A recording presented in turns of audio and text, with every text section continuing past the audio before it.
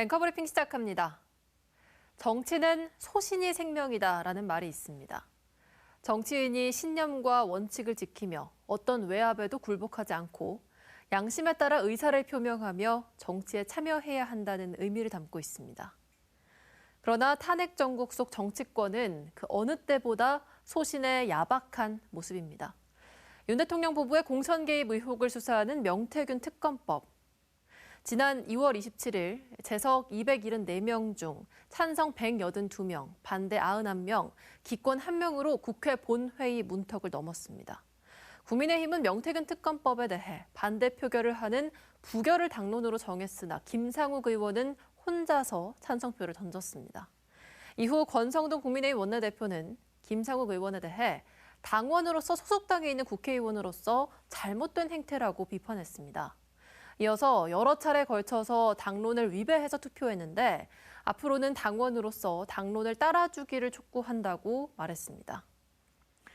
헌법에는 정당 정치의 원리와 국회의원의 소신과 관련한 규정이 모두 나와 있습니다. 헌법 제8조는 정당은 그 목적, 조직과 활동이 민주적이어야 하며 국민의 정치적 의사 형성에 참여하는 데 필요한 조직을 가져야 한다는 정당 정치 국가의 원리를 담고 있습니다. 또 헌법 제46조는 국회의원은 국가 이익을 우선해 양심에 따라 직무를 행한다고 규정하고 있습니다. 국회의원이 당론에 따를 수도 있지만 하나의 헌법기관이자 국민의 대표로서 양심에 따를 자유도 있는 겁니다. 그렇다면 우리 정치의 현주소는 어떨까요? 국회의원 개개인이 헌법기관이라지만 의원 개인의 소신은 용납하지 않고 당론을 기준으로 단일 대우를 강조합니다.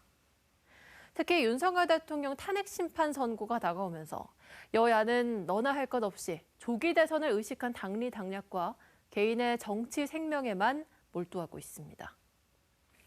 지난 8일에는 내란 우두머리 혐의로 구속 기소된 윤석열 대통령이 법원의 구속 취소 결정과 검찰의 즉시 항고 포기로 구속된 지 52일 만에 풀려났습니다. 다음 날인 9일 저녁에는 국민의힘 권영세 비상대책위원장과 권성동 원내대표가 관저를 찾아가 윤 대통령을 만난 것으로 알려졌습니다. 국민의힘 지도부는 비상계엄과 탄핵 정국에 대한 반성 없이 윤 대통령의 관저 정치에 다시 합류하는 모습입니다.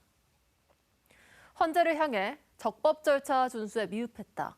변론을 재개해야 한다며 선고를 늦추기 위해 몰두하고 있습니다. 소신 없는 정치의 끝은 무엇일까요? 국민이 등을 돌린 정치, 신뢰를 잃은 국회, 그리고 결국에는 스스로 존립 기반을 무너뜨리는 정당의 모습만 남지 않을까요? 저희 당의 당헌에 분명히 법치주의를 지킨다, 민주주의를 지킨다 다 들어가 있습니다. 그런데 검찰에서 권력의 눈치를 본다고 이 사태를 덮고 가고 있는데 여기에 대해서 우리 이익 때문에 보수의 가치를 외면해버리는 것을 당론으로 택한다? 사실은 당헌에 맞지 않는 거죠. 보수의 가치에 맞지 않는 겁니다. 여기에 대해서 용기를 내고 소신껏 투표를 할 수 있어야 하지만 당의 분위기도 사실 그게 아닙니다. 대한민국의 건강한 보수는 반드시 필요합니다. 건강한 보수가 탄탄하게 자리 잡아야 포용력 있고 품격 있고 대한민국의 중심을 잡아주는 건강한 보수가 탄탄하게 자리 잡아야 혁신적인 실험을 하는 제대로 된 진보도 움직일 여지가 생깁니다. 또한 대한민국의 위기지요. 포퓰리즘, 극단주의를 막아가는 것은 건강한 보수만이 할 수 있습니다.